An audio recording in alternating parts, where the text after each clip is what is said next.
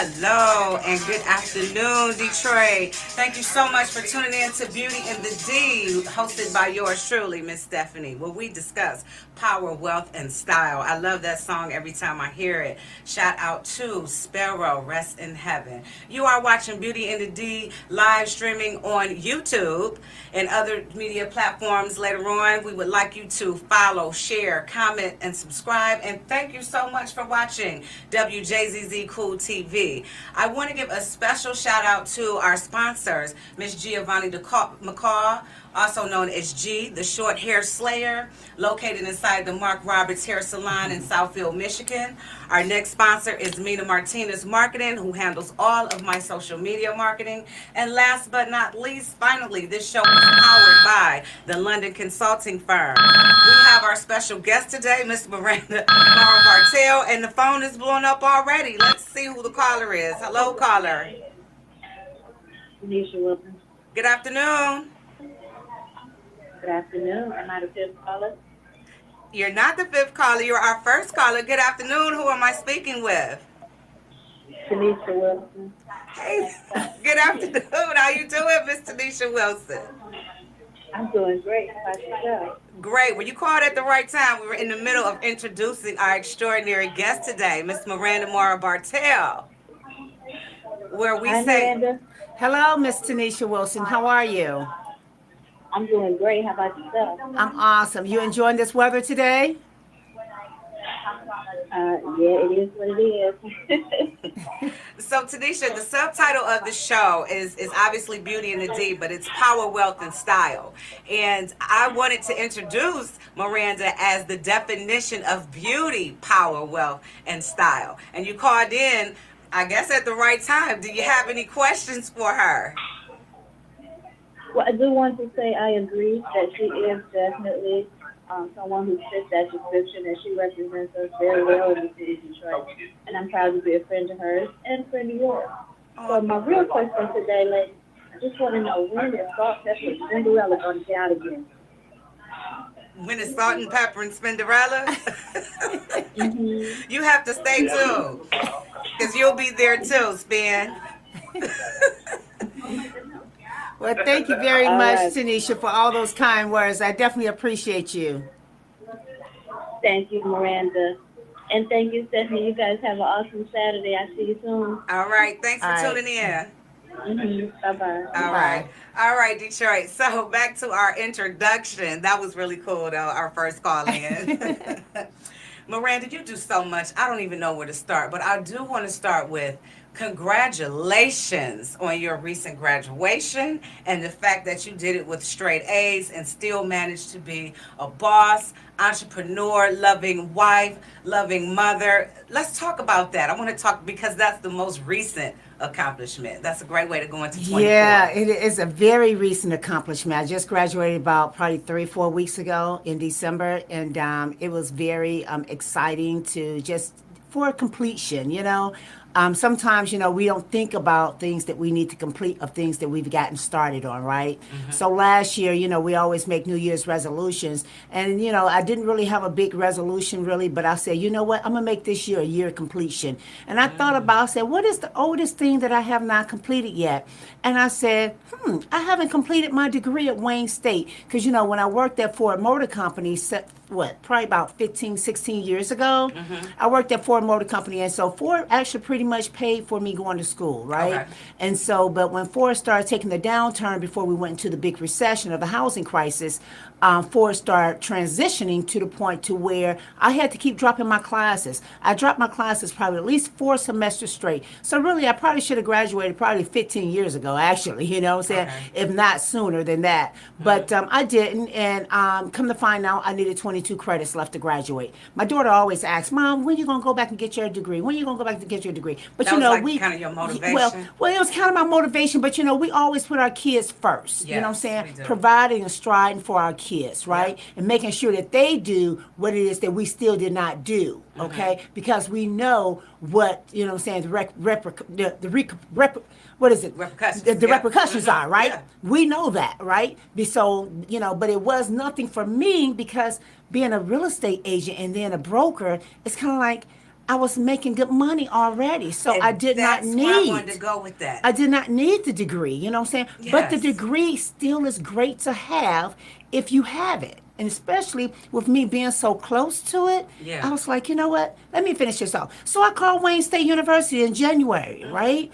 And found out, that I needed 22 credits to graduate. So I calculated that up, pulled these little fingers out or whatever. I said, okay, that's about 8 classes. So I called an advisor to try to see if they could help me get a schedule because I could remember when I was at Ford Motor Company, it was kind of hard for me to take a lot of classes at once. Sometimes it was hard for me to even take 3 classes, if not 2 classes, because I was at the end of my degree program. So I knew I didn't need many more classes left, right? It was just the process of going back, right? So they told me I needed those 22 credits, girl. So I said, well, advisor, I need you to, her name was Jacqueline. I said, Miss Jacqueline, I need you to assist me in getting these classes. I need to graduate by the end of the year. My goal is not to continue on for a whole year because my patience is very thin.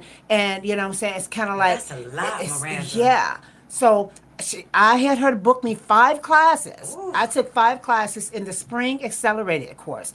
So May 5th through June 27th, I took 5 classes. I completed them. I got straight A's, right? Straight A's. And so I needed 3 more classes left. I said, okay, I got this.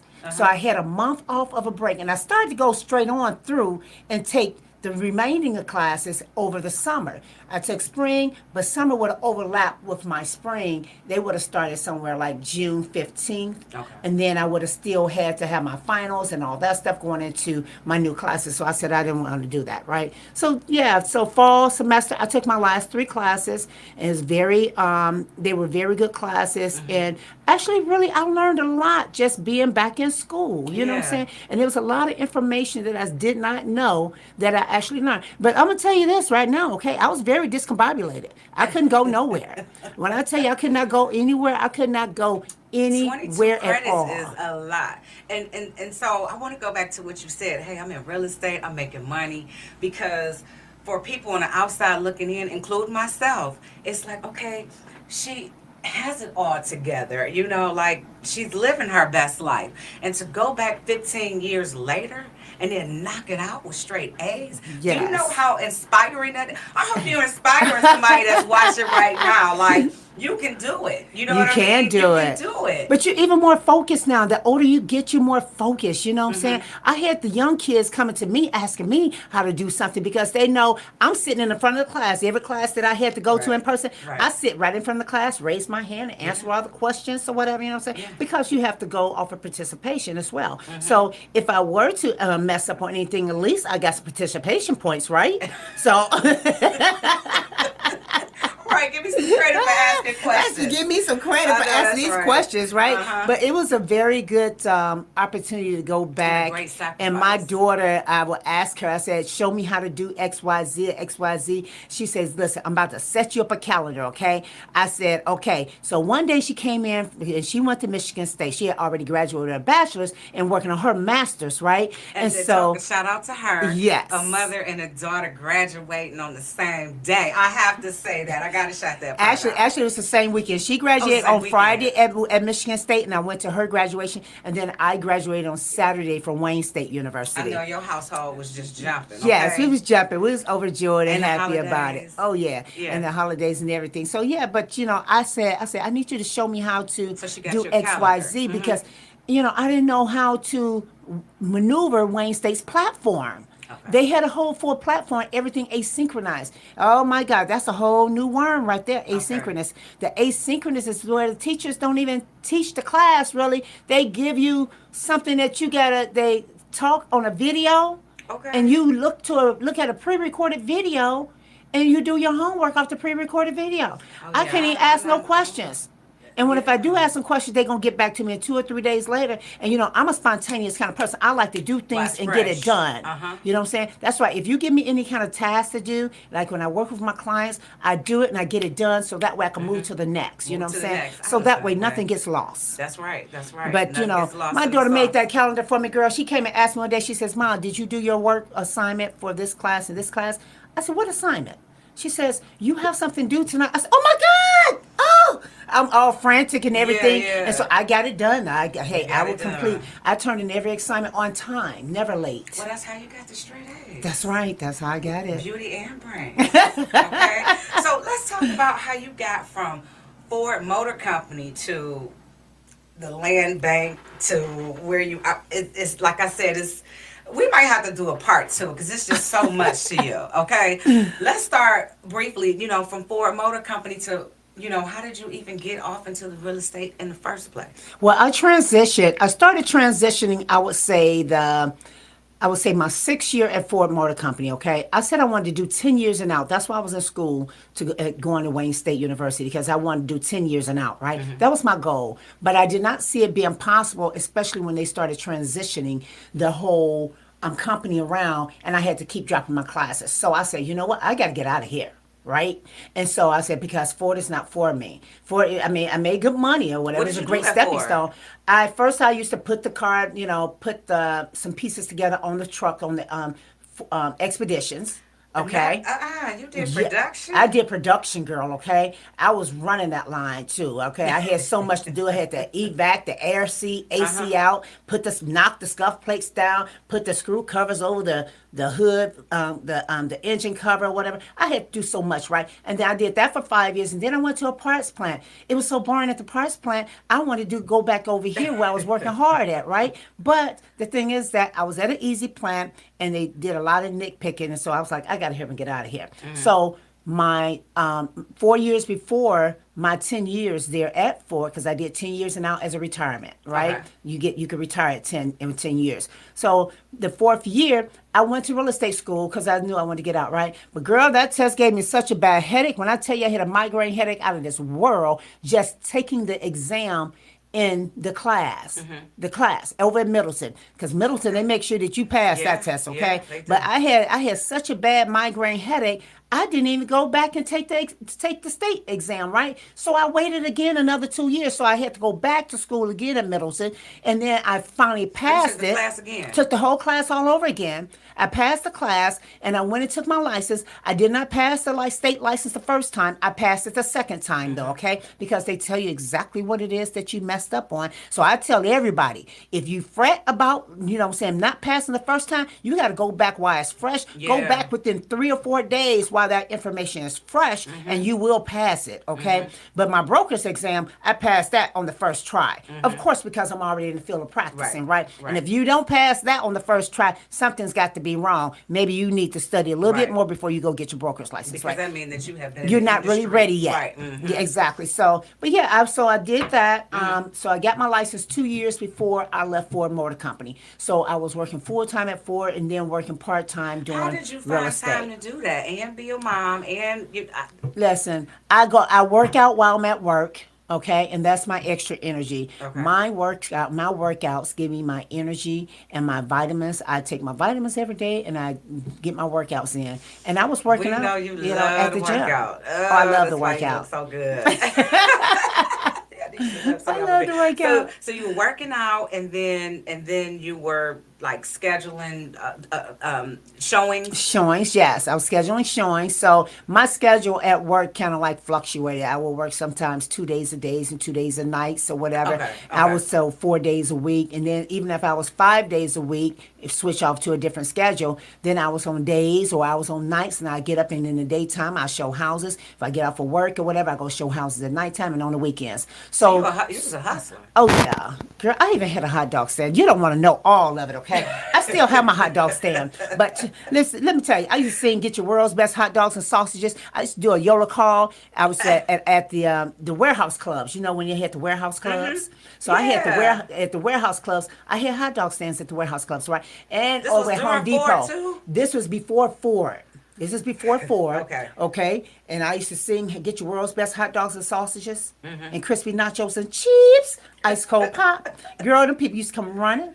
And they would just come out there just to have a conversation, bring their whole family to have hot dogs and with get them. a hot dog. You know, my father had this saying. He always say, "Bosses are born, not made." That's right. You either are or you not. You either are or you not. You from the hot dog stand at the Home Depot to, I know you was getting that money And hot dog stands. Let me tell you, I can make $2,000 to $3,000 a day on a hot dog stand. and my cost would be about $250.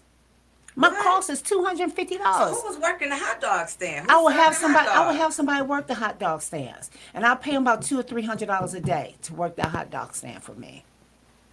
Wow. And sometimes I will work the hot dog stand if they didn't show If up. they didn't show. So anybody that's out there thinking about how to get their grind on, how to get their hustle on, I hope you are listening to this show. It's no reason for somebody not to be getting money out here. You just None. named like 3 different hustles right there, just telling the story. Telling the story, Just girl. tell the story. Okay, so you started showing the houses, you got into real estate. Eventually, you said bye-bye to Ford. I said bye-bye to Ford. I took the buyout or whatever, and then I went and started investing that buyout money. I didn't go blow it. I went and invested and bought some properties. I was getting properties that was normally $250,000 for $10 and $12 and $15,000. What year was that? Okay, that was in 2007, 2006, 8. And that's when, what, That's when we hit the bottomed out? recession. We Okay. bottomed out. And they were not, and the lenders was not doing any loans. They were only doing you need cash. cash. So, honey, that cash came in handy. Picked up about 4 properties, okay? Had them rehab. I also did a 203K, which allows you to fix that property up or whatever, you know what I'm saying? So Explain it was, that real quick to, at the 203. Okay, Real quick. 203K, what it does is that it allows you to take out a loan when you do take out a loan, or even if you did a refi or whatever the case may be, you can pull the money out and then fix the property up on your own. But a 203K allows you to buy appliances. I mean, completely fix the whole house up. They actually will appraise the property for the after repair value. So whatever Gotcha. the after repair value is, that's the money on the difference amount of your loan to your rehab money that they're willing to loan you, and you get draws on it. Okay. So, and they give you those draws to make sure that you're fixing What that you're property supposed to up. do. Does this have to Exactly. be a primary residence, or can you It do could this be with an investment property as well. Okay. Investment, yes. Okay, you just taught me something. Yes, I hope it's y'all an hear that, investment Detroit. property as well. Wow. Okay. So you got the 4 properties. Did you flip them, rent them, what? Girl, listen, I rented them out, okay, because the market was bad. Then I eventually started land contracting some of them out, okay? So you helping Then, somebody yes. else become a homeowner. Become a homeowner because they couldn't get a mortgage. So what I did, I still have one currently right now. From then? Yes, I have one left from then. But the thing is, I sold everything else, okay? You Because hope I don't that want for to be a sentimental landlord. value because of No, I don't want to be a landlord. okay. I don't want to be a landlord. I will buy and flip. Okay, so that's the goal. So like right now, I'm doing a project with someone, and we're fixing it up. And as a matter of fact, it's in the University District, and we'll be flipping that. Probably it'll be coming on the market probably by Monday. Okay. Yes, so buying and flipping is something that I like to do. Some people don't mind being a landlord, but I'm too busy doing everything else. Right. Sitting on different boards. I sit talk on about that. I sit on Detroit Land Bank Authority. Okay, so what do you do for Detroit so Land Bank? Actually, I'm a board member. Okay. Okay, and so the board member just pretty much is at the meetings to advise and to understand, and also to make sure that the community is being taken care of in the Okay. best manner possible.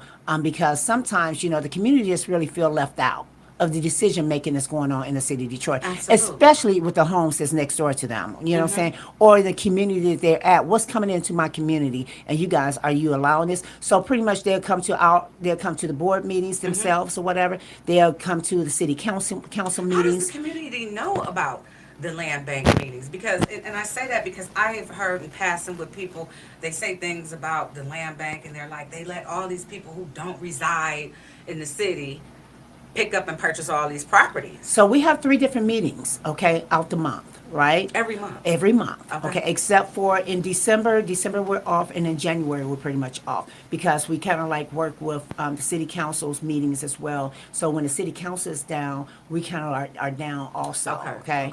okay. But the meetings are always advertised on social media networks. We're on Instagram, we're on Facebook, and on our website. So just okay? go to You can just landbank.com or go just to Detroit Land landbank.com, Bank? DetroitLandBank.org. Okay. And so you go on there, and you come to any meeting, and you could be able to speak and voice your concerns, whatever it is that you have a concern about. Do you guys get And many attendees to these meetings? we get attendees sometimes, a lot of times on Zoom, because we are still on Zoom also. Oh, But of okay. course, the board meetings have to be in person now, Okay. since COVID is over and everything. But we still do allow attendees to come in on Zoom, and you could come in person. Okay, that's good Yeah. to know. Mm-hmm. Any good advice to citizens about the land bank and how it Well, works?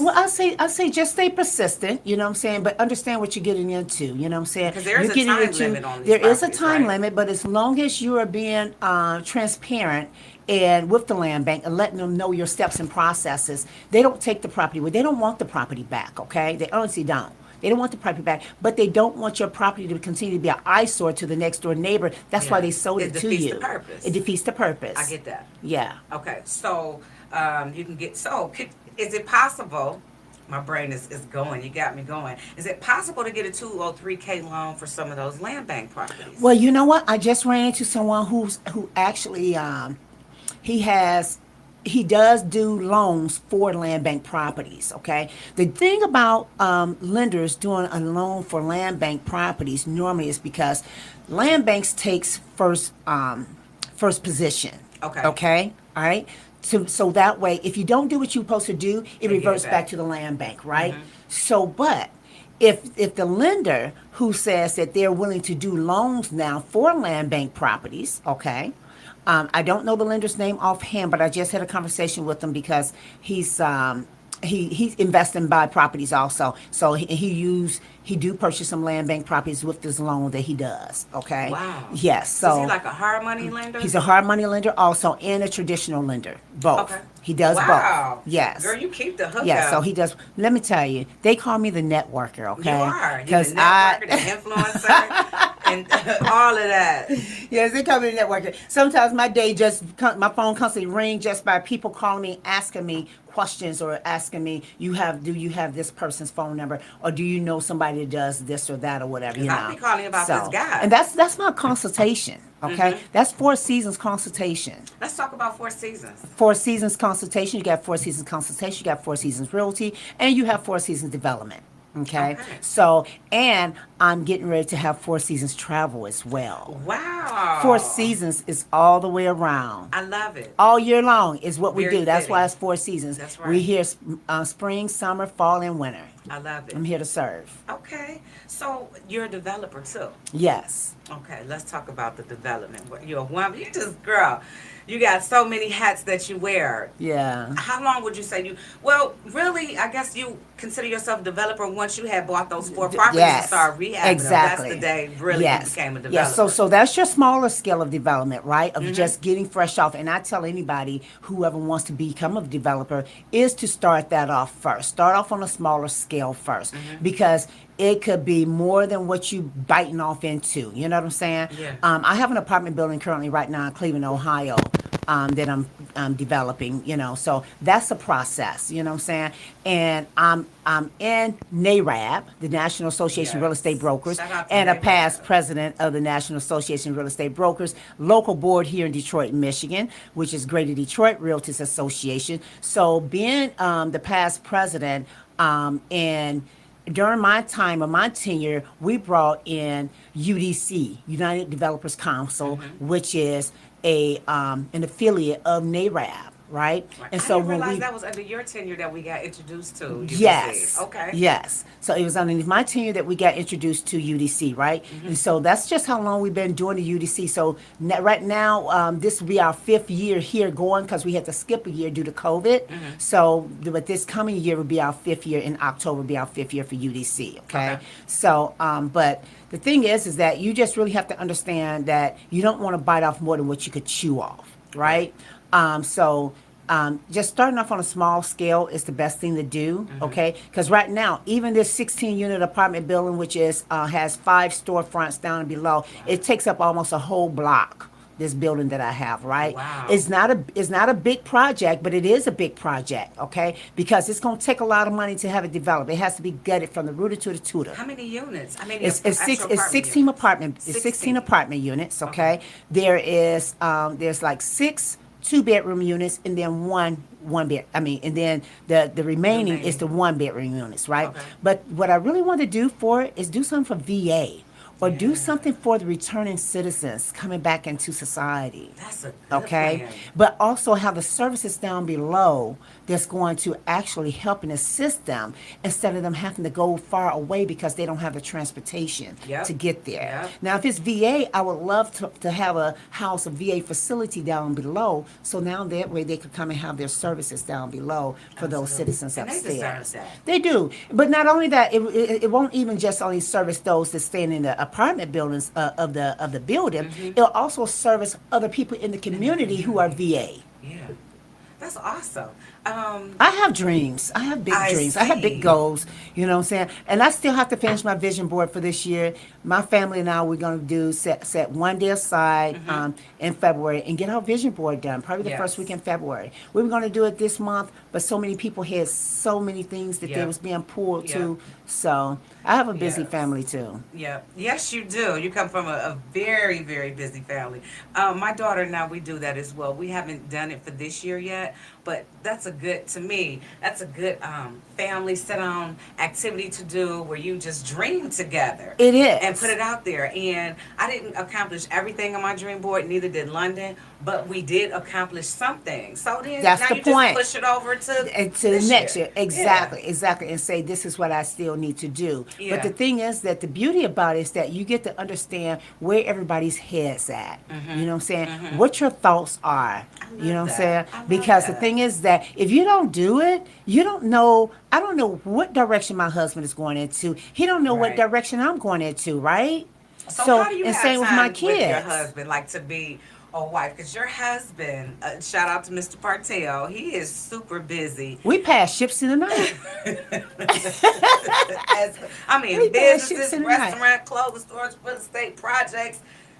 Yeah, we pass I'm ships through the tired night. talking about it. You so silly. I mean, really. We pass ships through the night, though, you know. And the thing is that we both understand that we both are busy people. We both understand we both are entrepreneurs. Yeah, yeah. And you have to be able to understand each other's lifestyle in order to be able to work with one another. You know what I'm saying? Please give us some tips on that. And I say that because, I mean, traditionally, a lot of women who are married to men like your husband, they're not as ambitious as you. No dig or shade or anything like that, but that's just the truth. They probably think about, where am I going to shop? Where we going to vacation? What we eating tonight? Oh, don't get me wrong now. I You shop and I vacation I mean, now. we know that goes without saying. But you ball, baby. You ball hard. I enjoy vacationing. Yes, you do. Yes. I enjoy and, it. And like I said, you are the epitome of the subtitle of the show, which is Power, Wealth, and Style. You have style for days. Okay, so I'm Thank not you. taking that from you. I'm giving all that to you and saying you still manage to balance all of this. Yeah,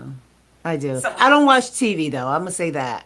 Okay, that's I'm not a something I TV didn't know watcher. about you. I'm not a TV watcher, so it's very rare that I would sit back and watch a movie. And my husband, he likes to watch TV, right? Okay. So, but I'm like, I don't have time for it. I'm too busy doing everything else. Yeah, you are. I'm sitting at the computer doing something here or there, and then I mean, and the thing is, a lot of people thinks that my daughter says, because I go to a lot of concerts, right?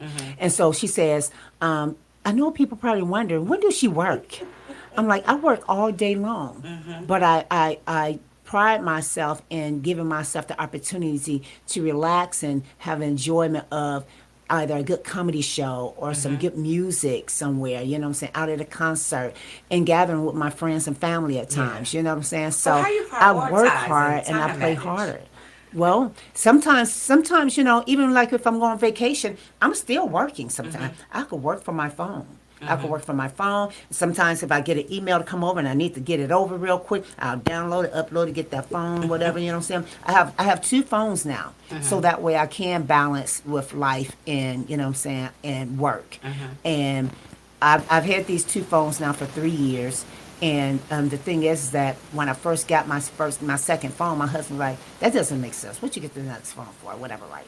And so I said, it does make sense. I said, because I need to set this one down sometimes. Because if it rings in front of me, I'm going to answer it. So anyone who's close to me, who knows me or whatever, you know what I'm saying, they have my personal number.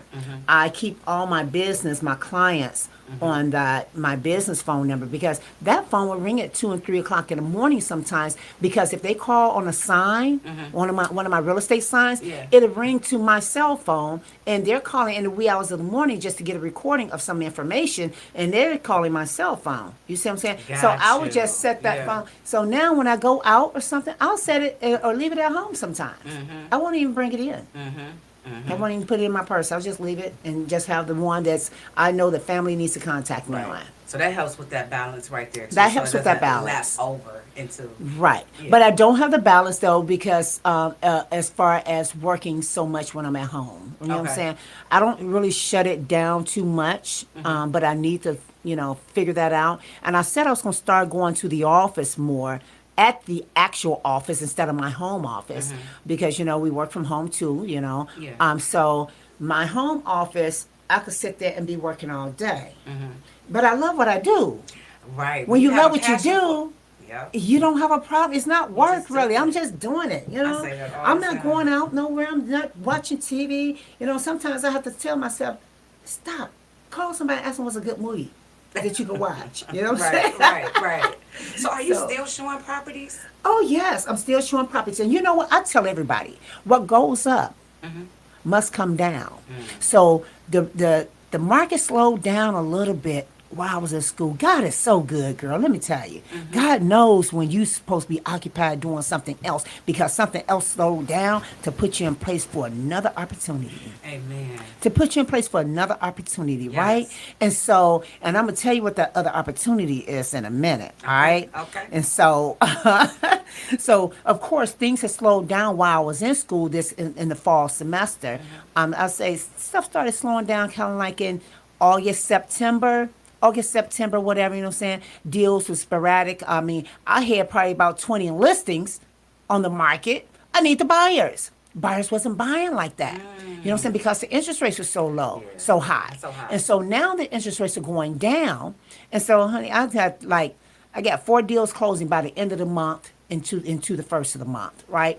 Only because the interest rate just started back going down, like I would say probably like January the 7th. Okay. They started dipping down. And they're going to keep on trickling down, because one thing that we always know, you have to pay attention to the market, okay? And if you pay attention to the market, and I learned this I took a mortgage broker's class, because I was working on getting my mortgage broker license also. I passed the class on it. I just hadn't went and got it yet, because I went back to school at Wayne State University. So... Goals. So I do have my Goals. NMLS number though. Okay, I do okay, have that. okay. So if I want to go back and just take the class just to get my certificate and then go take the state exam, I can. Okay. But I will have to take the class over again, because I took it last December. Took it last December, and it expires in 3 months, Okay. in 90 days. So you want all the money. So I want it all. I mean, listen, it's all low hanging fruit. That's what I'll call it, right? I love it. All low hanging fruit, so you might as well get it. Yeah. But what goes up must come down. And what people don't understand is that when I took that mortgage brokers class, talking about the transition and the timing of everything and how the market comes up and how it goes down. And so right now it's a presidential race. And I was telling everyone, I said, buy now, buy now, buy now. Because what you're able to do is turn around and refi that house. When the market rates do go down, when the interest rates go down, now you can refi. But guess what? When you bought high, you did not fight to try to get a property. You didn't have highest and best appraisal guarantees and all that stuff going on. You know what I'm saying? You wasn't constantly getting outbidded, because what you have to pay attention to also, a lot of people either like FHA loans, or a lot of people just cannot get a conventional loan because they don't qualify for it, right? But even some people that do qualify conventional, for whatever reason, the lender sometimes put them in an FHA mortgage, or that buyer just want to go into FHA mortgage because they think the interest rates are better. Or they think that the down payment amount is better. less, right. It's less. No, it's not. You could get a 3% conventional interest rate. You see what I'm saying? You get a 5% interest rate, 3%, whatever the case may be. But the thing is this: you have to understand also that all the money that's out here to help and assist you on down payment assistance. Yes. So buy now while the interest rates are high, and turn around and refi now. That $2,500 mortgage that you have, when the interest rates drop back down again to the 4 and 3s and 2s that we had at one point, you're gonna have a mortgage of $1,600 a month instead of $2,500 a month, because now you're the refi. So how long do you have to wait to refi? You can refi tomorrow if you want to. Okay. Okay. That's. Listen, as long as you don't have a penalty of paying your mortgage off sooner than the date that you're supposed to pay it off. There were 30 years. And these days you don't have penalties unless you go into a hard money deal. Gotcha. So the 4 properties that you have closing at the end of this month, are these residential properties? These are residential properties. Okay, because you do it all. I Some do. people have a niche I do where residential just- and commercial. Okay. And I kind of like keep a mix. Some people says I'd rather just do commercial. Some people, don't know how to do commercial and will do residential only. But I like both. But the thing is about commercial takes longer to close. Okay. It's more, it's more, I'm trying to think of the right word for it. It's more of a difficult process, I would say. Sometimes you need to get attorneys involved in it. Okay. You know what I'm saying? It's not as easy as a process, because you got to go for environmentals, you got to go for site plans, you got to all that stuff or whatever. You know what I'm saying? So I've even had one building to where we had to go dig up the ground and pull a big old oil tank out of an apartment building. Wow. Okay. Because I was the listing agent, of course, on it, and the owner didn't know it was an oil tank stored up underneath the concrete of the parking lot. He had to have the whole parking lot dug up before we could close on Wow, he it, to probably make sure owned that it there's forever, no. huh? He owned it for a pretty long time, for at least 20 years. And never knew that. But that community, and back in the day, we had oil being supplied for for heat. So literally he was sitting on a gold mine. No, it was sludge inside the tank. Oh, okay. It was sludge. It was all sludge. So thank God didn't no oil leak out of that oil, because when I tell you it was huge, it was huge. It was almost the size of a tanker. Oh wow. It was a big oil tank up underneath there. Wow. So it wasn't a gas station that was there. It was just an apartment building that had, and it used oil. Oh, gotcha. And the only way the appraiser saw that and knew is because there was a spigot on the side of the building. He knew what that spigot was. Oh, that was a good appraiser. Yeah. Now, see, if I would have known that, I would have had that spigot removed. But I didn't know. Right. So what can people expect when they come to you at Four Seasons, like as far as they're shopping for a property? What type of properties? Because obviously you're probably not selling land bank properties. What can they expect when they call Four Seasons? I'm going to say that you could definitely expect to get educated. You're going to know what you're doing. Okay, you're going to expect transparency. Okay, because once again, I'm very transparent about the process of purchasing, because I want you to understand what it is that you did. I don't want to just tell you what you're going to do. I want you to understand what you just did, and I want you to understand and know that you have a loyal and dedicated real estate broker here that's going to make sure that you are walked through the full process and understand exactly what it is that you know that you want to be doing. So now your next home that you're going to buy is going to be a breeze for you, and you're going to understand what it is that you're doing all over again. But I let all my clients know. I had a closing yesterday, and I tell them, I say, just because this is done right here now doesn't mean that you can't call me and ask me questions about this same deal years from now. I like how you set it up too. You said for your next property. You're barely getting them in this one. They just, the ink's not even wet, and you're already prepping them for the next one. Because I already know that they're going to want something bigger and better. You know what I'm saying? And although the majority of my clients are pretty much in a price point, I would say $250 and on up. Okay. I've sold some $1 million properties as well. Gotcha. Yes. Yeah. Okay. $250 is pretty much on my lower end. I do some leases also. Not that many leases. I do mainly commercial leases, Gotcha. and I do commercial sales, So- and I sell land. And you sell land, so you can I do it sell all. dirt too. Sell dirt too. Dirt is wonderful to sell. Speaking of dirt, let's talk about the avenue of fashion. You are such an intricate part of that, and it's such. even Time Magazine has talked about our avenue of fashion. I mean, Yes. it really has helped put Detroit on the It map. has. It really And it's has. always busy. I don't care. When you, you know what I'm saying? It's It always busy. I mean, I has. love eating at all of them, from Cuzzo's, Good Times, Petty Cash. You know, let's talk about that because Yeah. it's so. Thank you. Well, I have actually sold, listed and sold. I probably listed probably about 15 properties up and down the Avenue of Fashion, and I probably sold altogether probably 20, 25 properties up and down the Avenue of Fashion, and and I give it all credits to my family who utilizes my skills as well.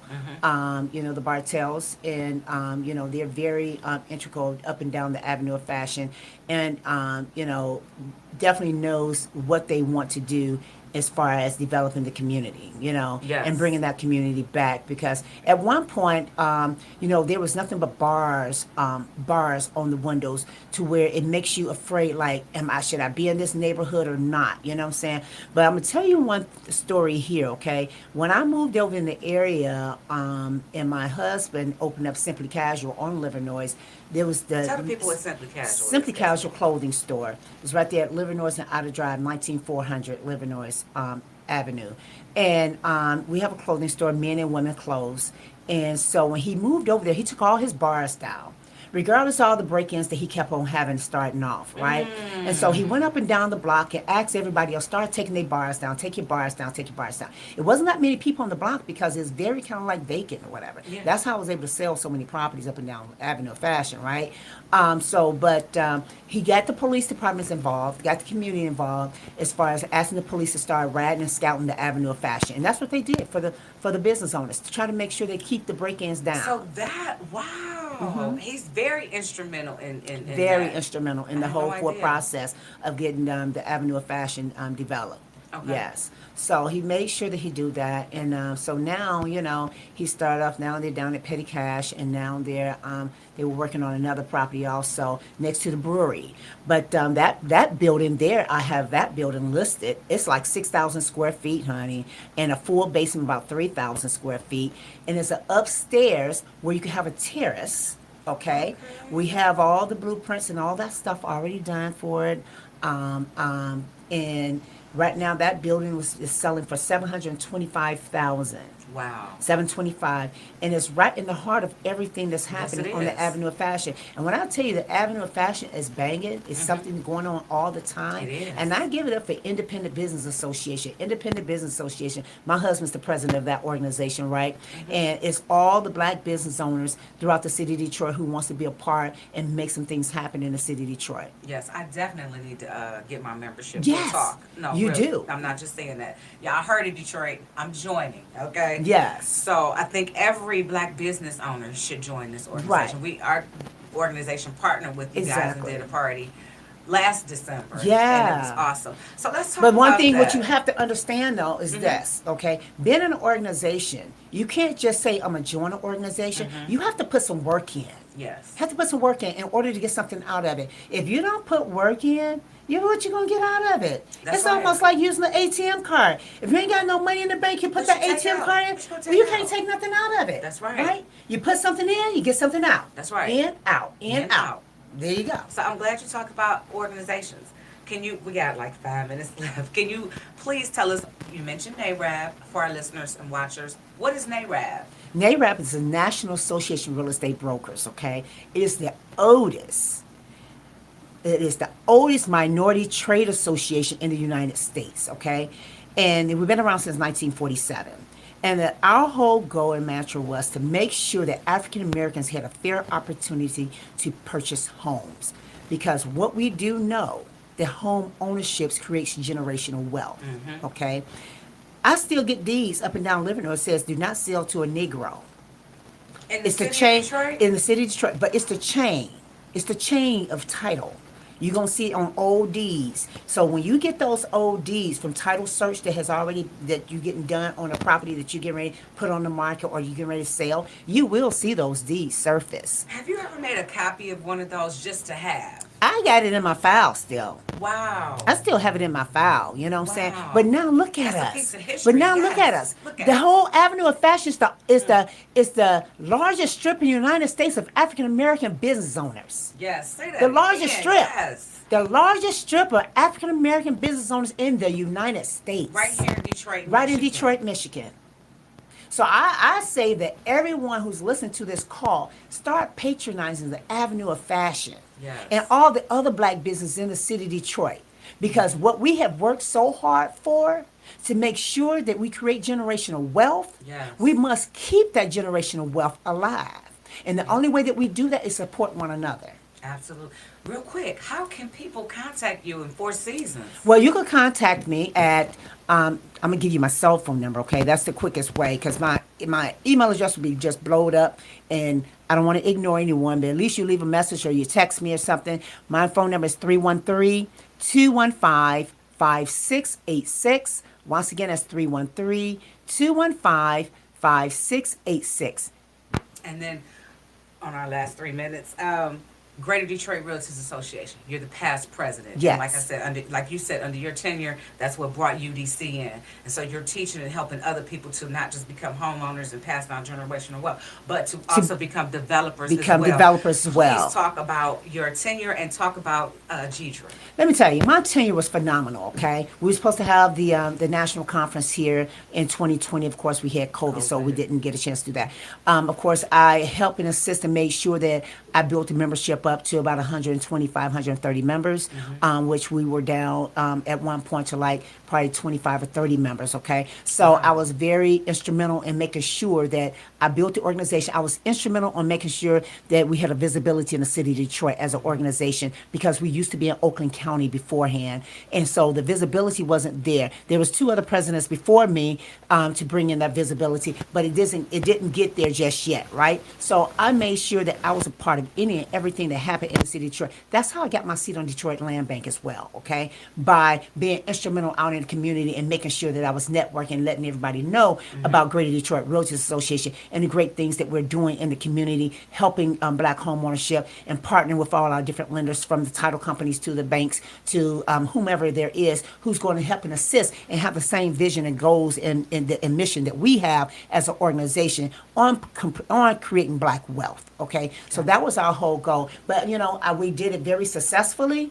And I was able to pass the torch on to my vice president, who also became the president after that. So once again, I would like to thank you, though, for doing all that you do. You are the bad boss woman, okay? Now, I just got to give some kudos to you, okay? Single mom and just been rocking it out and has your daughter's very educated and you're staying on her, making sure that she gets every inch of knowledge that you have, even about your business. You're doing it. I understand.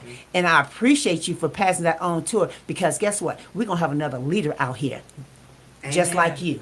God, I want to thank you so much, Miranda. Thank you for Seasons. Thank you for being here. This interview meant so much to me. And I hope people got inspired and got as much out of it as I did because I had a ball. Thank you so much, Detroit. We want to thank our sponsors, and we're going to take us out with our music. WJZZ Food Seafood. Hey. Yeah, I got a whole lot to talk about. Oh, yeah, we got to do a part 2. I said Detroit.